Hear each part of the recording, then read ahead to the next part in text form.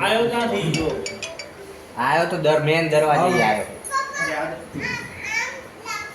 મને દેખાઈ ગયું છે.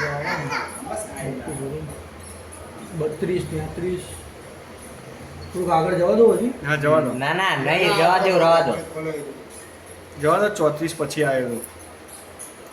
36 થી બસ હવે આવશે, હવે હવે આવશે. આવશે. આવ્યો જો, હવે આવશે અહીંથી. એ ભાઈ જો ભાઈ હા, આવ્યો. આવ્યો છે.